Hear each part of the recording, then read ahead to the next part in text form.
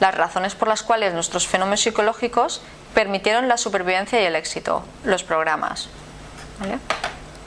Y siempre referido al ambiente evolutivo ancestral. Y las emociones, porque habíamos visto que con toda esta regulación anterior, al final las emociones también tenían un papel importante. Prácticamente podían estar en el centro, en la parte que coordina todas las funciones superiores con el hipotálamo. Entonces, la emoción, ¿qué es una emoción? Es una reacción psicofisiológica que representa los modos de adaptación a ciertos estímulos del hombre cuando ve algo o una persona importante.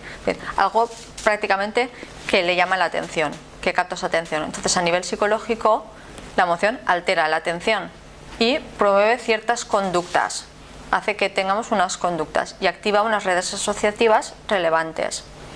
Pero se caracterizan porque producen un efecto fisiológico. Las emociones rápidamente organizan unas respuestas en los sistemas biológicos, que serían más abajo del hipotálamo, con el esquema que teníamos anteriormente, y modifican las expresiones faciales, los músculos, la voz, la actividad del sistema nervioso autónomo, la del sistema endocrino también la modifican, a fin de establecer un medio interno óptimo para que el comportamiento que vamos a efectuar sea el más efectivo. Y de modo conductual, al final las emociones sirven para establecer nuestra posición respecto al entorno, de modo que al final nos impulsan hacia ciertas personas, objetos, acciones, ideas y nos alejan de otros. Actúan también como depósito de influencias innatas y aprendidas y poseen ciertas características invariables y otras que muestran cierta variación entre individuos, grupos y culturas. Pero diríamos que la emoción es visible porque tiene unos efectos que hacen que sea visible y de hecho una de las funciones es que los demás vean esa emoción también, ¿vale? Tenemos una activación del sistema nervioso autónomo, unas expresiones faciales. Emoción y pensamiento. Las emociones son acciones o movimientos visibles, como estaba comentando, y preceden al sentimiento, pero el sentimiento estaría escondido. De manera que las emociones se representan en el teatro del cuerpo y los sentimientos en el teatro de la mente. Las emociones y sus reacciones asociadas forman parte de los mecanismos básicos de la regulación de la vida, todos estos procesos que se regulan desde hipotálamo hacia abajo. Están tan íntimamente relacionados que tendemos a pensar en ellos como en una sola cosa. Son los mecanismos responsables de desencadenar y ejecutar una emoción.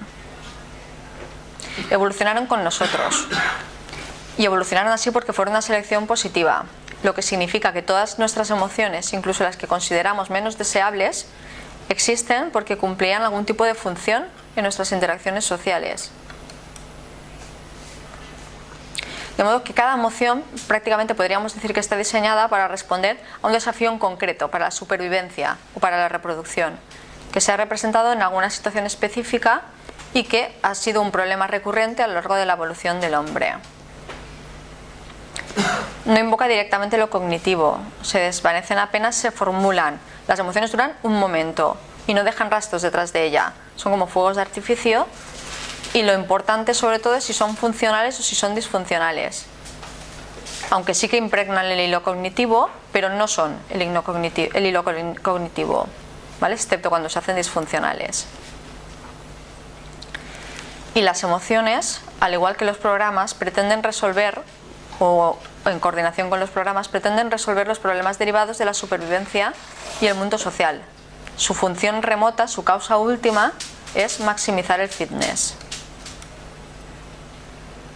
Esto sería un ejemplo de algunas emociones que parece que tengan un programa diseñado para algo en concreto, ¿no? Pues el miedo podría estar destinado a evitar las amenazas, la rabia a suprimir una amenaza, el asco a evitar animales o alimentos ponzoñosos, el deseo sexual a encontrar pareja, el amor al mantenimiento de una pareja o compromiso para una relación a largo plazo, la curiosidad para aprender sobre lo nuevo, la simpatía o compasión para reducir el malestar de los individuos vulnerables. La culpa podría ser una forma de reparar el daño hecho a través de una transgresión. La ira, para motivar a alguien para que repare un daño causado. La gratitud, para señalar y reconocer el vínculo de cooperación. O la envidia, para reducir las diferencias de estatus excesivas. La vergüenza, para manifestar bajo estatus, para pacificar a un probable agresor. El desprecio, reducir el estatus inmerecido de otro. El orgullo, ¿no? Demostrar un alto estatus. La admiración o respeto, reconocer un mayor estatus merecido en el otro. Los celos, para intimidar a la pareja o a los rivales a fin de alejarles y poder mantener así la pareja. O la pena, para reconocer una pérdida significativa y retirar de ella los esfuerzos destinados al fracaso.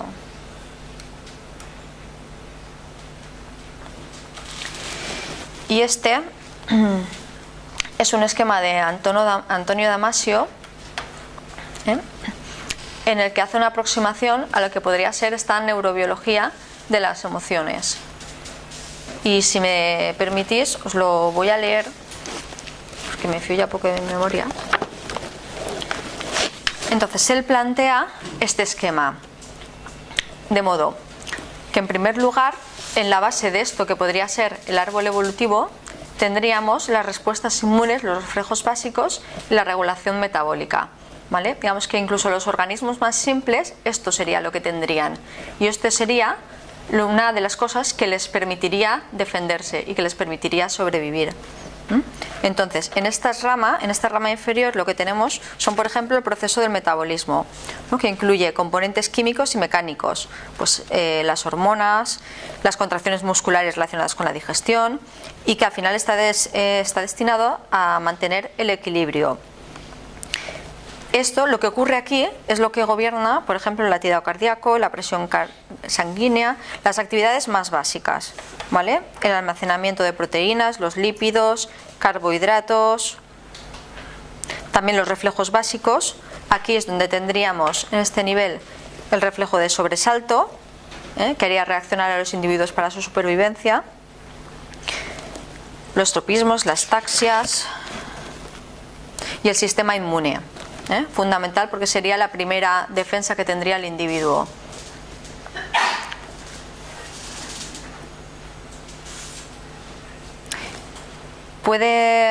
Esto puede ejercer su protección tanto hacia sustancias dentro como hacia sustancias de fuera. En otro nivel nos encontraríamos los comportamientos de dolor y de placer. Diríamos que esta realmente es lo que podría corresponder al cerebro más primitivo. Entonces, comentábamos que al final muchas de nuestras conductas se dirigen hacia acercarnos o hacia alejarnos. Podríamos decir que se dirigen o hacia el placer o hacia el dolor. Entonces os leo. Son comportamientos normalmente asociados con la idea de placer o dolor. Incluyen reacciones de acercamiento o retirada de todo el organismo en relación con un objeto o situación específicos. En los seres humanos que pueden sentir e informar de lo que sienten, tales reacciones se describen como dolorosas o placenteras, de recompensa o de castigo. Por ejemplo, cuando hay un funcionamiento incorrecto o una lesión inminente de tejidos del cuerpo, como ocurre en una quemadura o infecciones locales, las células de la región afectada emiten señales químicas que se denominan nociceptivas. En respuesta, el organismo reacciona automáticamente con comportamientos de dolor o de enfermedad. Se trata de un conjunto de acciones claramente visibles, y estas acciones incluyen retirar todo el cuerpo o una parte de este o el origen del problema. Diríamos que identificaríamos algo que hace que nos alejemos o que hace que nos acerquemos, ¿vale? A través de nuestro estado metabólico, a través de lo que hayamos podido analizar a este nivel. A través de la respuesta inmune también puede detectar que hay que poner en marcha algunos mecanismos para acercarnos a algo o para alejarnos.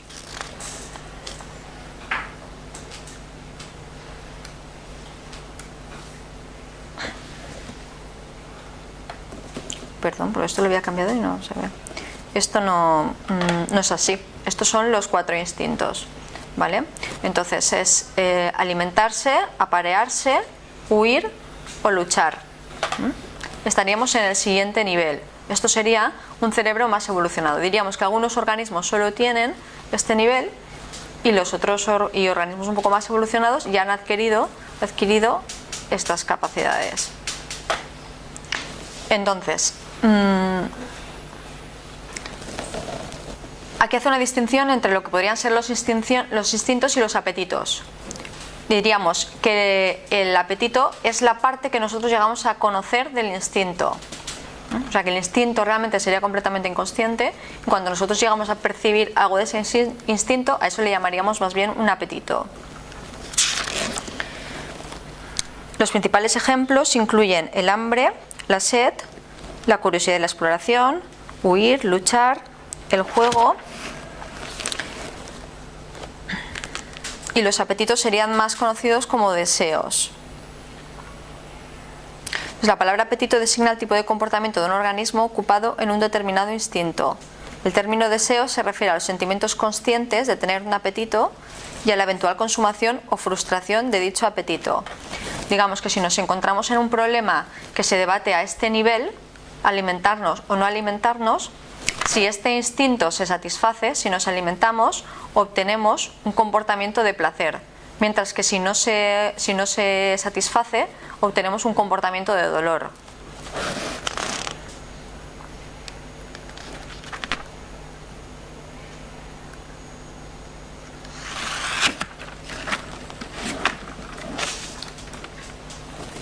Y por último lugar, las emociones. Las emociones propiamente dichas. Es aquí donde encontramos la joya de la corona de la regulación automatizada de la vida. Las emociones en sentido estricto, desde la alegría, la pena y el miedo, hasta el orgullo, la vergüenza y la simpatía. Y en el caso del que el lector se pregunte qué es lo que encontramos en la misma cúspide, arriba de todo los sentimientos. ¿Vale? Pero un poco lo que quiere mostrar este esquema es la complejidad de este árbol y de estas ramas. De modo que al final también todos nuestros sentimientos, todas nuestras emociones podrían ir conectándose, incluso hay algunas que son más importantes que otras y unas que desencadenan otras, pero podrían ir conectando e ir al final respondiendo a uno de estos programas o activando uno de estos 4 programas, que en definitiva se transformarían en una conducta de dolor o en una conducta de placer, acercarnos o apartarnos. Hace una distinción de las emociones. Las emociones de fondo no somos muy conscientes de ellas. Dice, por ejemplo, detectar energía o entusiasmo en alguien a quien acabas de conocer, o un malestar o una excitación ligero. Y las emociones primarias serían lo que nosotros sí que identificamos propiamente como una emoción. Y habla de unas emociones sociales, que sería como un paso también más evolucionado de las emociones, que incluirían la simpatía, la turbación, la vergüenza, la culpabilidad, el orgullo, los celos, la envidia, la gratitud, la admiración y la indignación.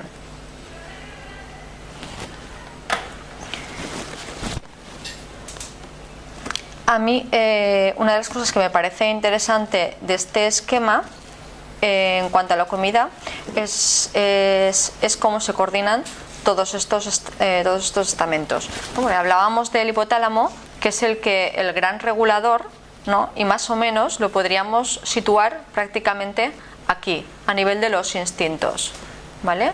De manera que al final todas estas otras vías que habíamos visto tan complejas que llegaban al hipotálamo, ¿no? Pues podrían estar modulando todo esto y conectando todo esto, ¿no? Para al final hacer llegar al hipotálamo, que es el que está integrando, ¿no? A la vez que todo lo que ocurre a nivel más básico de nuestro cuerpo, pues también va llegando hacia arriba. Ahora volveremos sobre este esquema. Entonces, en las reacciones reguladoras que aseguran la homeostasis, nos podemos encontrar, esto es un concepto, el principio de anidamiento es un concepto de Antonio Damasio, que habla básicamente de que las actividades más básicas se hallan en las más complejas. Entonces, digamos que una parte de estas respuestas inmunes, reflejos básicos o regulación metabólica se halla también en la parte de los comportamientos y una parte en la de los instintos, de modo que es una evolución, pero a nivel de todos los pasos, que no sería tanto como una muñeca rusa que está una dentro de la otra, sino más bien esta ramificación, que indicaría un esquema más complejo. Pues, partes de reacciones más sencillas incorporadas como componentes de otras más elaboradas. Es un anidamiento de lo simple dentro de lo complejo. Y de este modo, parte de la maquinaria del sistema inmune está incorporada a la maquinaria de los comportamientos de dolor y placer. a su vez, parte de estos últimos se halla incluida en la maquinaria de los instintos y las motivaciones.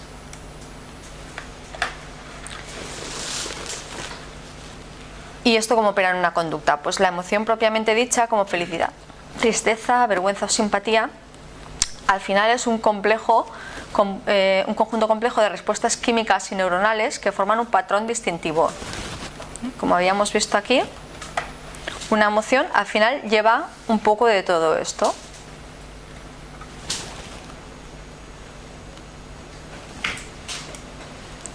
Las respuestas son producidas por el cerebro normal cuando éste detecta un estímulo que es emocionalmente competente. No todo puede activar una emoción, tiene que ser un estímulo que se haya o que nosotros hayamos aprendido que es competente o que lo lleváramos de base.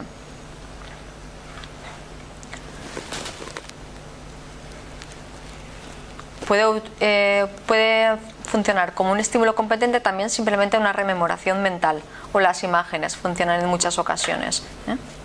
Y a nivel de ser un estímulo competente prácticamente sería igual que la misma realidad. Las respuestas son automáticas. Entonces el cerebro está preparado por la evolución para responder a determinados estímulos emocionalmente competentes con un repertorio específico de acción, con otro de los 4 grupos. Una de estas emociones activaría uno de estos 4 sistemas. Sin embargo, la lista de emociones de los estímulos emocionalmente competentes no se halla confinada a los repertorios que prescribe la evolución, sino que incluye muchos otros aprendidos durante la vida. Inicialmente tendríamos los básicos para sobrevivir, pero conforme vamos aprendiendo y el árbol se va haciendo más grande y vamos haciendo conexiones, pues al final más cosas, más objetos o más recuerdos podrían ser estímulos emocionalmente competentes. El resultado inmediato de estas respuestas es un cambio temporal en el estado del propio cuerpo y en el estado de las estructuras cerebrales que cartografían el cuerpo y sostienen el pensamiento. Y el resultado último de las respuestas, directas o indirectamente, es situar al organismo en unas circunstancias que sean propicias para la supervivencia y el bienestar. Al final, todo esto es para que haya supervivencia y bienestar. Entonces, ¿por qué comemos? Esto ya es una aportación mía, ¿no?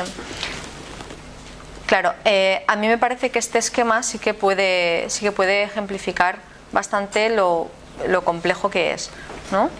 Porque aquí tendríamos el instinto para alimentarnos, ¿no? Y a nivel del hipotálamo podríamos haber recibido toda la información que tenemos de nuestro estado metabólico.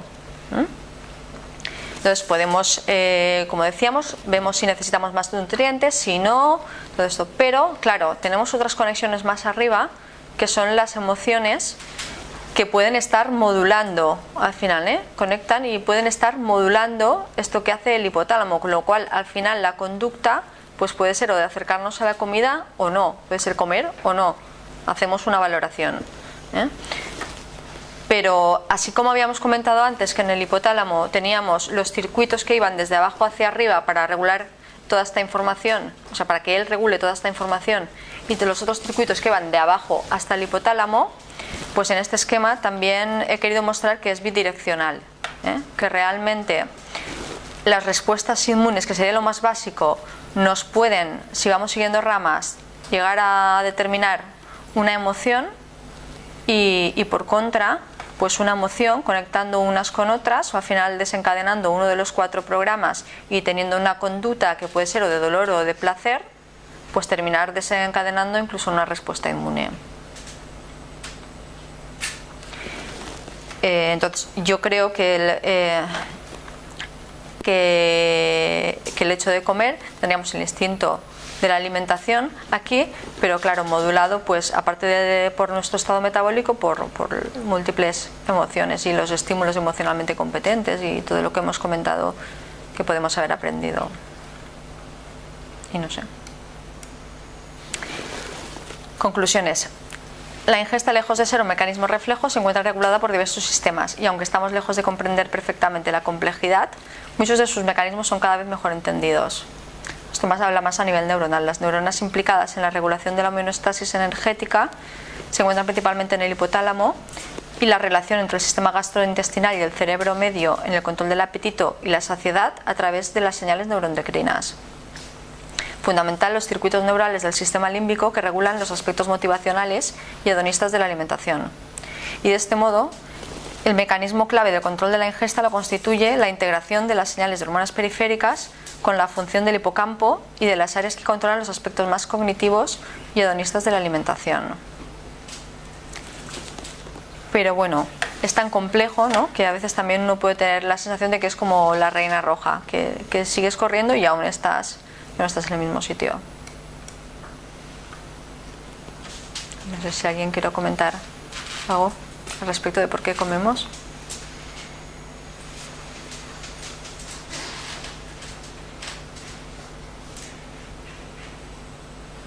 Bueno, yo diría, a mí me ha gustado mucho tu presentación, me gusta mucho, porque has tocado los temas más importantes.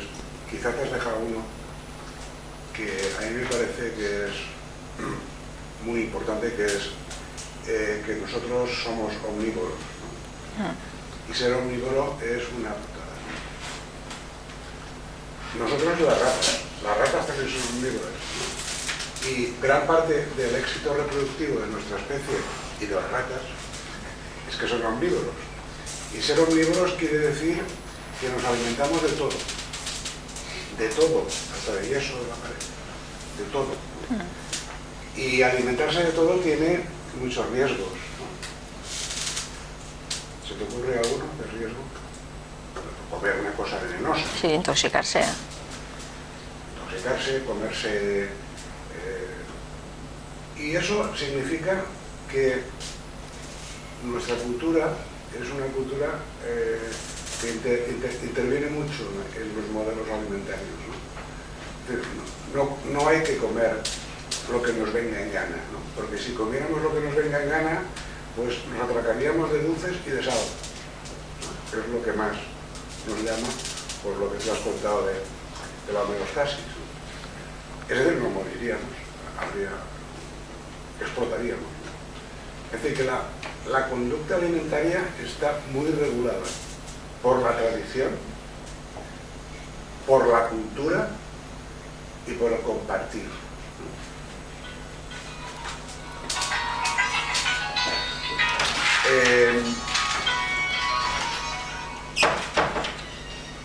Es decir, comer es una cosa que hay que hacer en compañía, no solo, ¿no?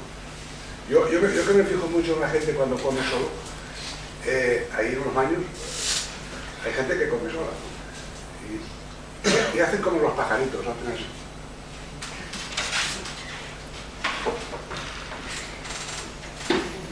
Es decir, tienen miedo a que venga un depredador, ¿no? Y se comportan como pájaros. Los pájaros, no sé si los habéis visto comer, los pájaros pegan un trago y miran, ¿no? Miran, no hay nadie, pegan otro trago. Es decir, alimentarse es peligroso, ¿no? Por eso está, de alguna manera, diseñado y regulado por las costumbres sociales, ¿no? Hay que comer sentados. Es muy interesante lo de comer sentados, y luego os contaré por qué. Hay que comer sentados, hay que comer en compañía, hay que comer a ciertas horas y hay que comer una dieta regulada por la cultura. No podemos comer cualquier cosa, ¿no? De hecho, nosotros, junto con las ratas, somos los únicos que hemos desarrollado una neofobia. Una neofobia quiere decir que tenemos miedo a lo nuevo, ¿no? Miedo a lo nuevo, que es muy frecuente en los niños, ¿no? Los niños tienen neofobia. Tú le das una cosa que no has visto nunca y te digo, eso no me agrada. ¿Cómo que no me agrada si no vas a probar más? No me agrada. Es decir, hay una cierta evolución del asco y del rechazo de lo nuevo que procede precisamente de nuestra calidad de omnívoros. Somos omnívoros, podemos comer de todo y precisamente por eso hemos desarrollado ascos, repugnancias y neofobias, junto con las ratas. Y esto nos da una ventaja evolutiva trascendental, ¿no? Por ejemplo, Los lemures solamente comen eucaliptos. Solo. No tienen que preocuparse ni por la dieta, ni tienen que preocuparse por la cultura, ni tienen que preocuparse por los alimentos prohibidos, ni si esto engorda o no engorda, o qué hacer. Pero cuando se acaban los eucaliptos, se han acabado los lemures. Es decir, dependen de su nicho ecológico para sobrevivir. Sin embargo, nosotros, como las ratas, estamos en todo el mundo. ¿Por qué? Porque somos omnívoros. Esa es la ventaja que tiene nuestra especie y que nos ha dejado colgando, digamos, este hándicap de que tenemos neofobias, repugnancias y ascos. Y volviendo al tema de comer de pie o sentado, eso es muy interesante porque hay dos clases de alimentación. Una alimentación que se llama comensalismo y otra alimentación que se llama vagabond feeding, la alimentación vagabunda. Los perros, por ejemplo. Los perros les das una cosa y se van con el hueso, lo entierran, miran, tal, luego van, vienen, es decir, van comiendo mientras van andando, ¿no? Y comen solos. Sin embargo, nuestra especie, junto con otras, los cánidos, son todos comensales, ¿no? Los leones, por ejemplo, practican el comensalismo. Y a mí me gusta siempre decir que la mejor manera de explicar qué es el comensalismo es la paella, ¿no? La paella es un plato diseñado por nuestra cultura y que pero bueno, y que en la forma en que se sirve pues ya se ve un poco el rango, como el rango tiene que ver en la disposición de los trozos de paella que se comen, ¿no? Primero los hombres. Eso se habla en sistémica también. Sí, primero los hombres, luego los niños, luego las mujeres, que siempre se comen la cabeza al conejo, que es lo peor. Es decir, las proteínas van a rango, ¿no? Y yo siempre pongo el ejemplo de la paella porque me parece uno de esos rituales alimentarios que más obedecen a nuestra cultura alimentaria, que es comensalista, que está basada en el rango y que está diseñada por la propia cultura, que interviene para que hacernoslo fácil, ¿no? el tema de la alimentación. De manera que, por decirlo de otra manera, esto explica por qué hay tantos trastornos alimentarios, ¿no? Porque la gente come sola, come en cualquier lado, come en el coche, comen de pie. Es decir, hace todo lo contrario de lo que habría que hacer para tener una buena higiene, ¿no? de la alimentación, ¿no?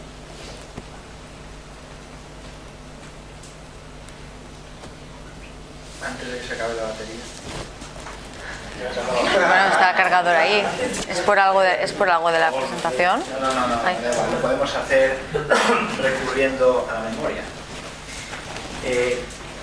Primero quería comentarte que me ha gustado mucho tu presentación, sobre todo porque, así como en la última diapositiva has hecho referencia a las referencias, es decir, de donde tú has obtenido desde donde tú has construido esta presentación de este seminario de metaformación, has cruzado la línea que debe cruzar, desde mi opinión, y por eso te lo agradezco, todo aquel residente que termina su formación, que es aportar algo más de tu propia cosecha, ¿de acuerdo? Y en ese sentido, pues, está ese último árbol, ¿no? en el cual en que ahora ya no podemos ver, pero en el cual tú has hecho esas dos tipos de líneas bidireccionales, ¿no? En ese sentido, una vez hecho esta primera parte de agradecimiento, quería intentar ver esto que acabas de hacer hoy, para qué nos sirve, ¿no? Es decir, qué nos has aportado como clínicos en el día a día. En ese sentido, el tema del hambre es un tema muy importante. Quizás lo has enlazado más bien hacia abajo que hacia arriba.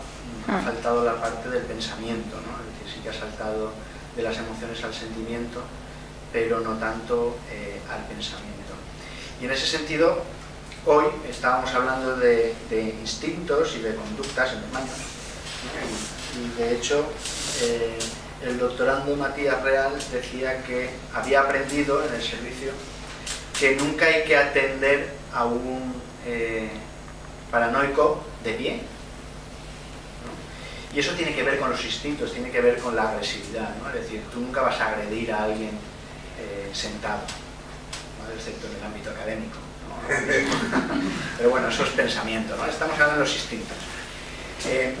Ocurre lo mismo con el hambre, ¿vale? Es decir, esta mañana, no sé si ya está por Soledad, está por aquí, hemos hablado de un paciente que no estaba loco, ¿vale? Es decir, porque mi opinión es que las personas que padecen de psicosis tienen alterados los programas de los instintos, ¿vale? Es decir, imaginémonos que esto es una hipótesis mía que pueda haber, ¿no? Es decir, un ser humano, una persona que tiene alterado los programas de los instintos ancestrales del Paleolítico. ¿Vale? Este paciente es el paciente que teníamos sujeto y que le habíamos aplicado los niveles de contención, ¿vale? Al día siguiente de estar sujeto, hicimos un acercamiento hacia él, ¿de acuerdo? E hicimos 3 cosas para que poderle quitar la contención mecánica. ¿Os acordáis de alguna de esas 3 cosas?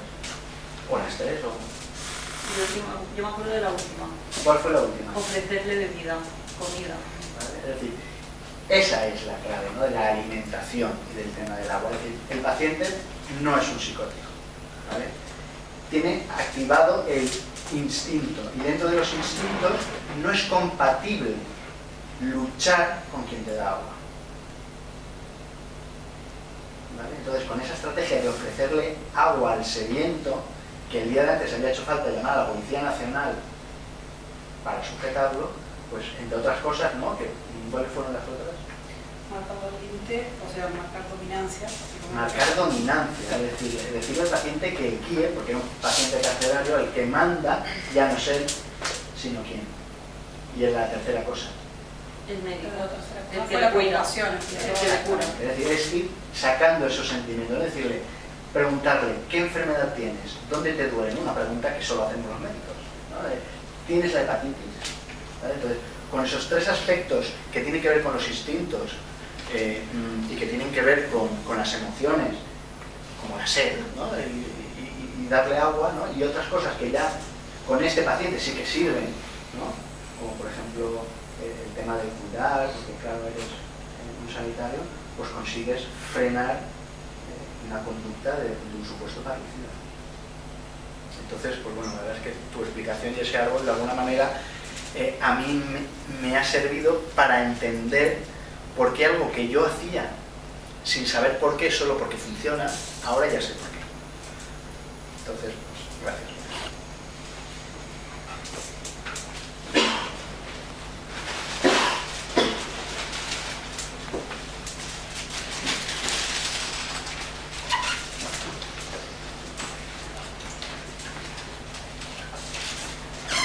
A mí, la verdad es que también me gusta mucho cómo lo has planteado. Creo que es un tema bastante complicado porque cuando no el tema tanto de solo de la alimentación, sino de introducir estas teorías evolucionistas, yo creo que lo primero que pasa es que uno se pierde al principio, ¿no? Y cuesta luego saber y entender y encima transmitirlo. Yo creo que has podido ir ganando bastante bien todas las